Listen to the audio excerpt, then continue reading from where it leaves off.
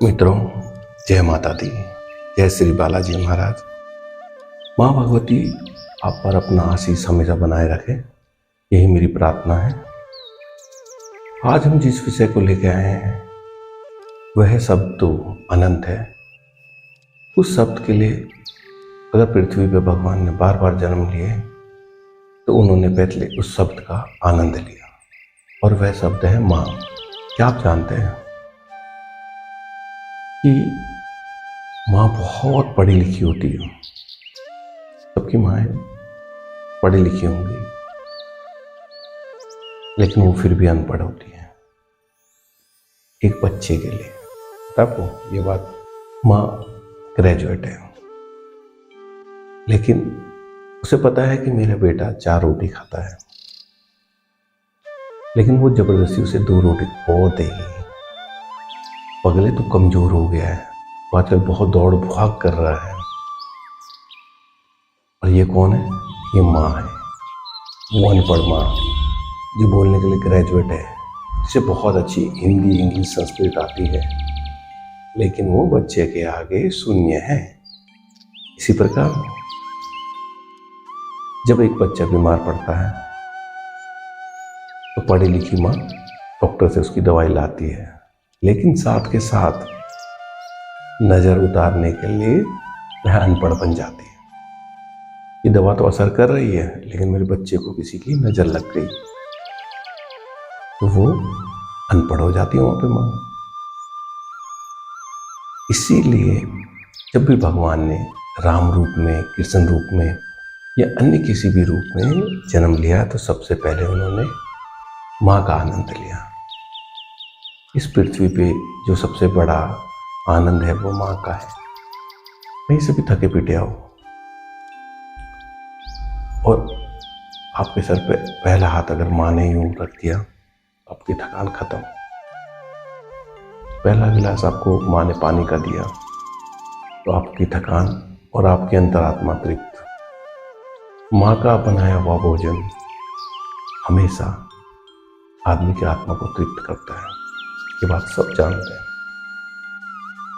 लेकिन मित्रों, आज के समय में पता नहीं ऐसा क्या हो गया, या हम बच्चे बहुत ज़्यादा पढ़ लिख गए हैं कि हमने अपना ध्यान अपने माता पिता की तरफ देखना ही छोड़ दिया है।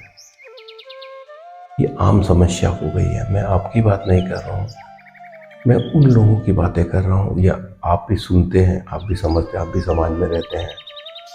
मैं उन लोगों की बातें कर रहा हूँ जो अपने वृद्ध माता पिता को अनाथ आश्रम में छोड़ के आ जाते हैं। क्या उन माता पिताओं ने आपका जन्म या आपको जो जन्म दिया है वो इसलिए दिया था कि बेटा तुम मुझे ढंग से अनाथ आश्रम तक छोड़ा ही हो, या इसलिए दिया था कि पूरी जीवन की कमाई उन्होंने तुम्हें पढ़ाने लिखाने में लगाई, उसके उपरांत उन्होंने आपको विदेश भेजा और आप विदेशी बन के वहीं बैठ गए, और जब अंतिम क्षणों में उनको तुम्हारी ज़रूरत थी तो आपने यह कह के टाल दिया कि माँ छुट्टी नहीं मिल रही या पिताजी छुट्टी नहीं मिल रही, और वो वैसे ही मर गए। किसी अन्य द्वारा उन्हें अग्नि प्रदान की गई, तो उसमें उन माता पिता की क्या गलतियां थी?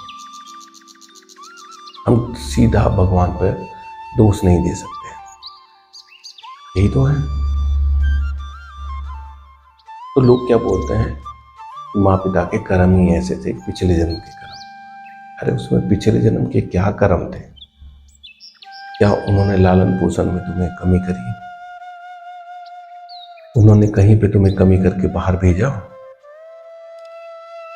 मेरे एक जानकार थे, उनका पुत्र कतर एयरलाइंस में था। वो अनपढ़ थे, लेकिन उन्होंने अपने पुत्र को एक अच्छे इंग्लिश माध्यम से पढ़ाया, और जब वो उसकी पीटीएम में जा नहीं पाते थे क्योंकि उन्हें इंग्लिश माध्यम नहीं था उनके पास, तो वो अपने जहाँ नौकरी करते थे उन साहब को बोलते थे कि साहब चलिए आप माता पिता बन के उन्हें वहाँ माता पिता साहब को बना के भेजा जाता था ताकि मेरे बच्चे का भविष्य बहुत अच्छा बने। और बहुत अच्छे तरीके से उन्होंने उसको शिक्षा दी और उसे इंजीनियरिंग करवा के वह कतर एयरलाइंस में एक इंजीनियर बना। और जब हमारे वह मित्र हृदय गति रुकने से एक दिन मृत्यु को प्राप्त हुए तो उनके पुत्र के पास इतना टाइम नहीं था कि वह उसी दिन तत्काल आ जाए। वह 3 दिन बाद आता है और रोता है, मैं अंतिम समय पे नहीं आ पाया। तो दोस्तों, ऐसा भी क्या था और ऐसी भी क्या नौकरी थी कि माता पिता उसके आगे शून्य थे। क्या उस पिता के भाग्य में अपने पुत्र द्वारा अग्नि प्राण प्राप्त करना नहीं था? ये आज की एक समस्या नहीं है, ये आम समस्याएं हो चुकी हैं। आज किसी भी अनाथ आश्रम में जाओ, 100-200 माताएं आपको मिल जाएंगी, पिताजी मिल जाएंगे। क्यों? क्योंकि उनके पुत्र ने उनकी तरफ मुंह मोड़ लिया है। लेकिन वो ये क्यों नहीं समझते हैं कि आज तुम पुत्र हो, कल तुम्हारे भी पुत्र होंगे। उन्होंने तो तुम्हें इतनी मेहनत से पढ़ाया लिखाया, यहाँ तक बनाया, और तुम अपने पुत्रों के साथ जब क्या वो बना पाओगे और वो तुम्हें कहाँ छोड़ पाएंगे? तुमने अनाथ आश्रम छोड़े हैं, वो तुम्हें कौन सा आश्रम छोड़ के आएंगे? ये तुम्हें सोचना है। मैं किसी को गलत नहीं ठहरा रहा हूँ, लेकिन मैं सिर्फ यही बोल रहा हूँ कि माँ पिता से सर्वोपरि कोई नहीं है। हर उस किताब में, हर उस अध्याय में लिखा हुआ है कि माता पिता का अगर एक आंसू निकलता है तो भगवान भी उस आदमी को माफ नहीं करता। इसलिए दोस्तों, माता पिता का हो सके जितनी सेवा कर सकते हो कर लो, क्योंकि भगवान उन्हीं में बसता है। उनकी सेवा आप भगवान के रूप में कर लो।